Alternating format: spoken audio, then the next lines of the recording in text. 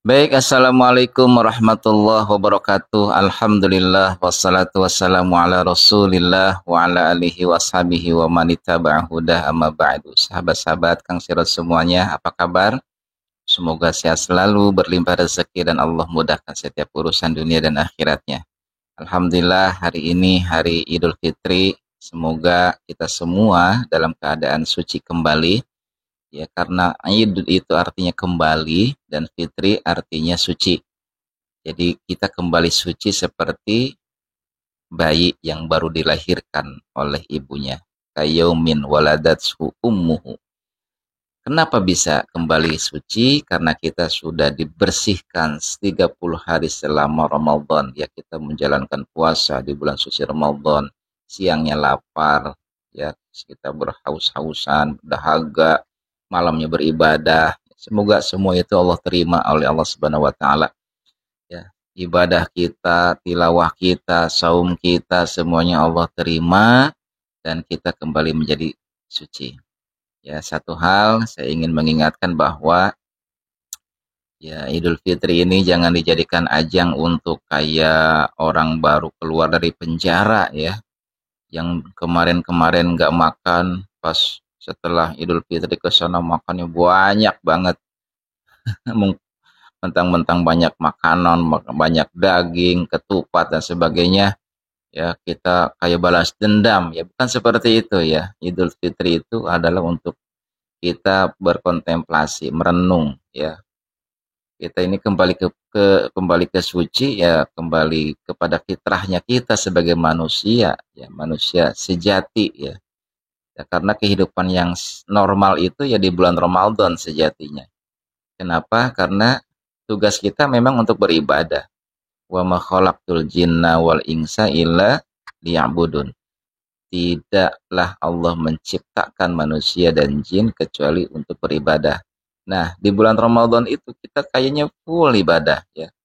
Siang puasa, malam ngaji Quran, tadarusan, tarawehan, tahajud, sebagainya kita lakukan. Itulah kehidupan yang normal seharusnya. Maka selama Ramadan kita bisa merasakan keberkahannya ya, rezeki berkah gitu ya. Kemudian waktu kita barokah ya, umur kita barokah. Umur barokah itu gitu, semakin diisi dengan kebaikan-kebaikan. Jadi di Idul Fitri ini ya ada salah satu pesan ya. Laisal Aid eh, bila bisal jadid walakinal Aid ta'atuhu tazid. Bukanlah Idul Fitri dengan baju yang baru, tetapi Idul Fitri itu adalah ketaatan yang semakin bertambah. Nah, itulah Idul Fitri yang sejati. Baik sahabat-sahabat sekalian, kembali kepada pembahasan tentang sholawat Jibril.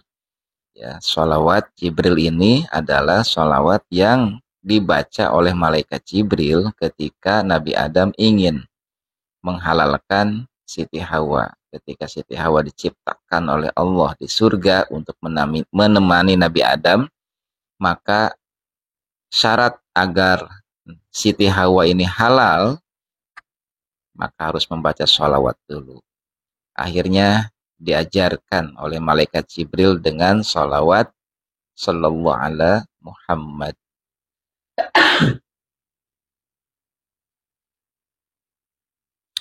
Diajarkanlah sholawat Jibril yaitu sallallahu ala Muhammad. Makanya dikenallah sallallahu ala Muhammad ini dengan kata sholawat Jibril. Ada juga yang bilang sholawat Jibril ini adalah sholawat sultan. Ya, rajanya sholawat. Nah, fungsi dan faedahnya sholawat Jibril ini adalah yang saya rasakan itu adalah untuk memperlancar rezeki. Banyak sekali keajaiban dan kejutan dalam kehidupan saya ketika mengamalkan sholawat Jibril. Oke, saya ingin berkisah. Suatu ketika di tanggal 15 Ramadan datanglah sahabat saya.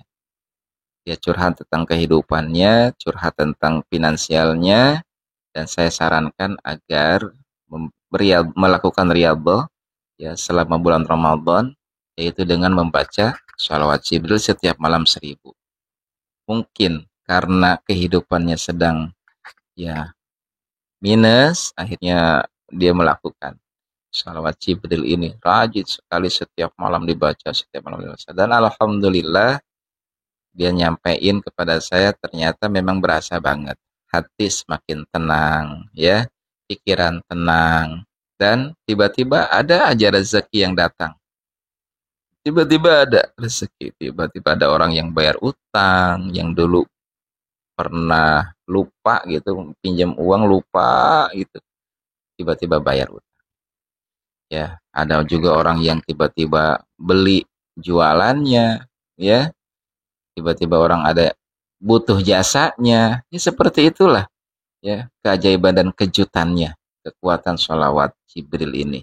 Makanya saya kalau ada yang curhat bagaimana cara untuk mengembalikan kehidupan, ya, terutama tentang rezeki, maka amalkan aja sholawat Jibril. Cukup 1000 setiap malam.